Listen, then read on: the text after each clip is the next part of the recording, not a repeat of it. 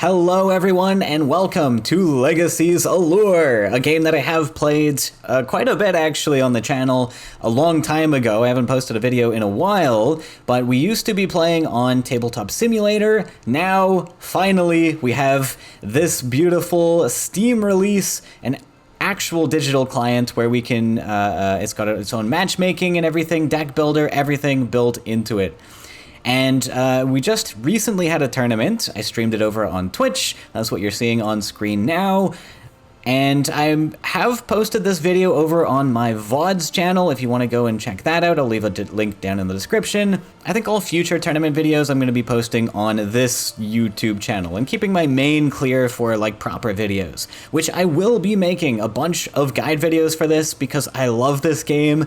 And if you haven't seen my past videos on Legacy's Allure and you're wondering what this is, I'll quickly describe it. So, Legacy's Allure is a war game, much like chess. I mean, I didn't really know what war games were coming into this, to be honest. Not super well, but it's basically like chess or Warhammer, and it mashes the summoner card game genre together with that to create this very strategic game. Now, it can be a little bit overwhelming at first because everything is open information. There's no randomness to anything, so every mistake that you make is all on you. Much like chess, there's no random rolls you can rely on. Everything is pure skill.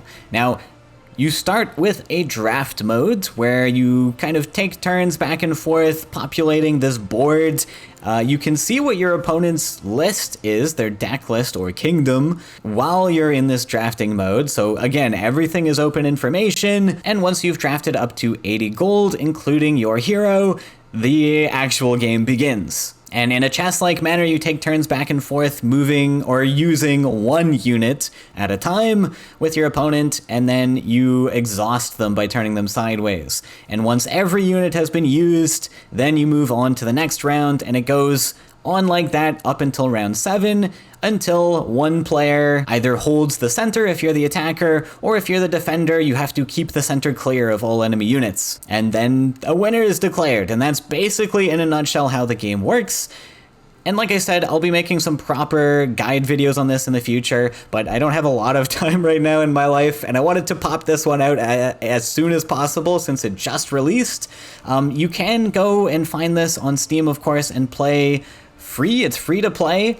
You only get a starting base set of cards and I think a couple heroes. And if you want to expand your collection, you can get the faction packs, which are $6.50 Canadian per faction pack, and there's 3 of them only. So it's about 20 bucks to own every single card in the game. But like I said, you have a starting base set of cards that's free. And you also have a few items you can unlock through quests. So I thought I would walk through the client a little bit here just to show this off at first.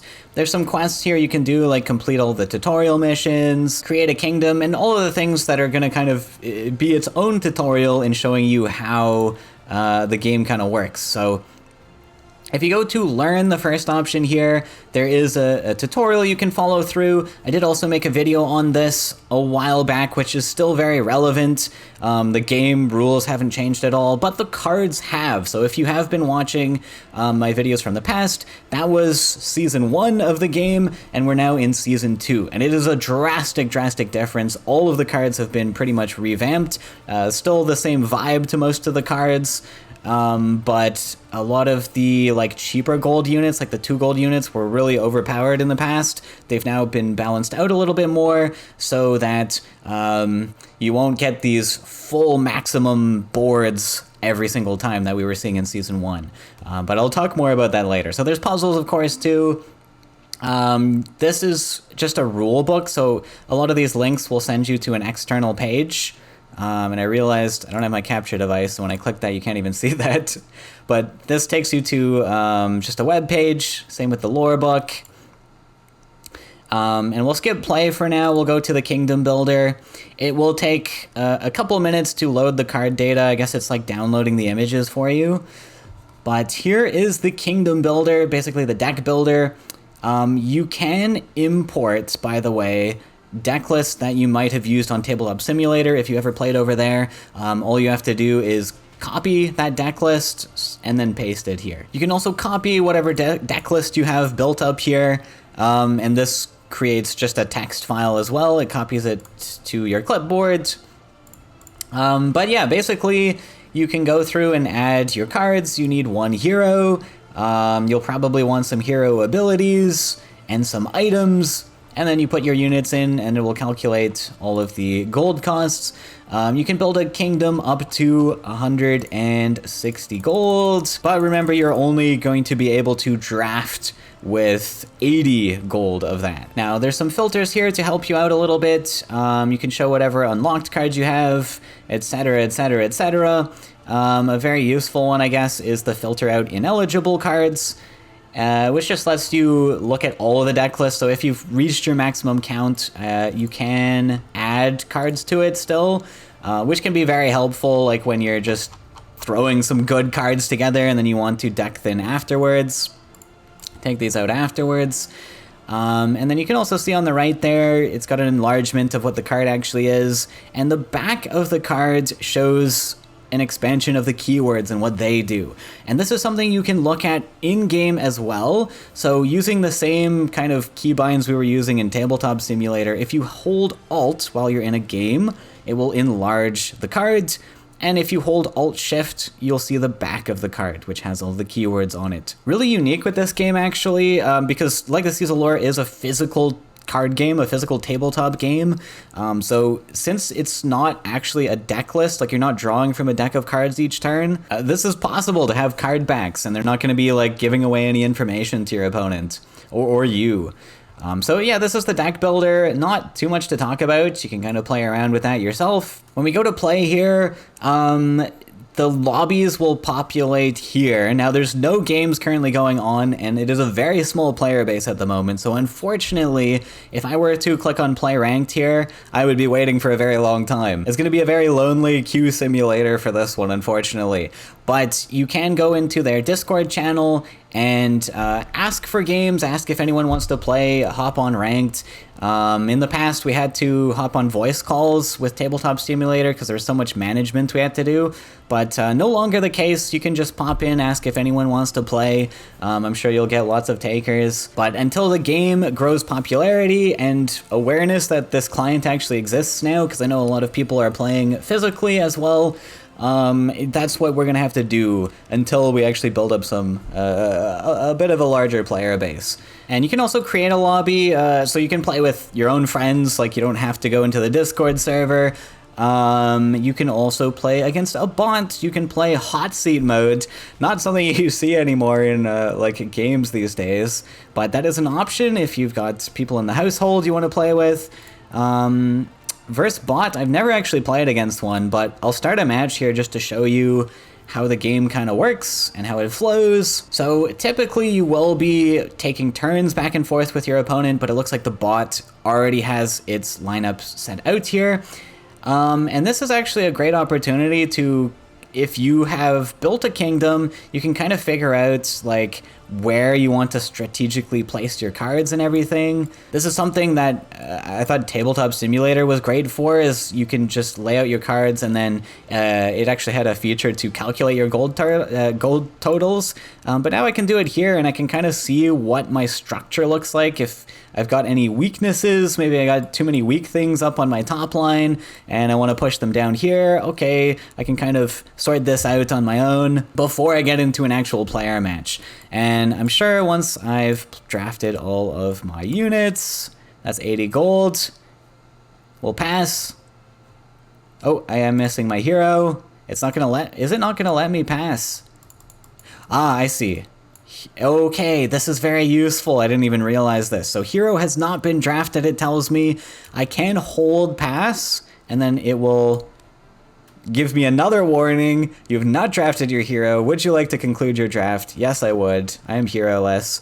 And you'll notice my one legendary creature also died because this guy requires the Ursa Minor to be in play. So now it's my turn. Let's just play a few rounds just to see how it goes. So you only get to play with one unit at a time, like I said, and then we'll skip and pass to the opponent. Now, really important actually about flying units. This Hippogriff has flying. As per the rules of Legacy's Allure, I can validly step onto this space. So if you're struggling to pass like this, and it doesn't make sense, like it says can end the turn with the same hexagon, that's because I need to actually step here first and then make my attack, just because stepping onto the space is a valid move.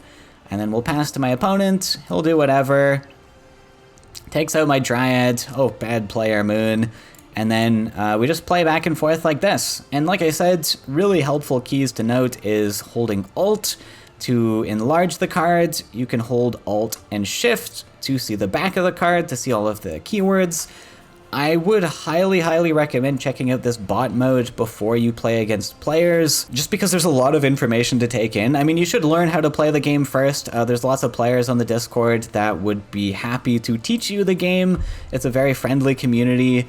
But at least once you know the basics, I would highly recommend coming in here and just kind of laying out your board, seeing what all the keywords do, because it is very overwhelming when there's so much information on the board at once. Like, I gotta read what all of my opponent's cards are doing right now, just to make my moves. Like, okay, maybe I'll just move my unit here, but now what can attack it? This Goblin Bombardier has 2 movements, and normally units can only capture the space that's right next to them. If they have charging, they can capture spaces up to their movement points. But this Goblin Bombardier has its detonate ability to sack him, and target adjacent unit takes damage and gets burned, so I gotta be careful. This guy can kill me from this spot. And then I gotta think about all the other things that can kill me, like this dragon also has an ability that can kill me. So there's a lot of things to pay attention to. And as I play my units, they go sideways, and once I've moved my last unit, my opponent pretty much has free reign with the rest of his guys, and then everything untaps, and we go to round 2. And that's basically how the game works. I'm just gonna concede here. You have to hit escape if you want to concede, at least I think so. I don't think there's any other buttons for that.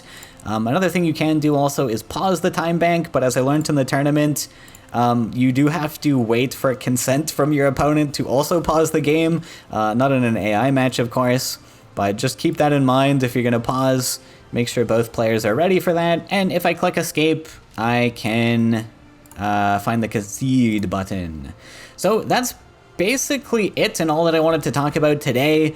I'll post links for everything that I mentioned, like the Discord channel and the Steam page, down in the description. Again, I'll be making more videos on this, some guide videos on how to actually play. I've played a lot of this game, so I think I have a lot of knowledge, even though I got my butt whooped in the last tournament.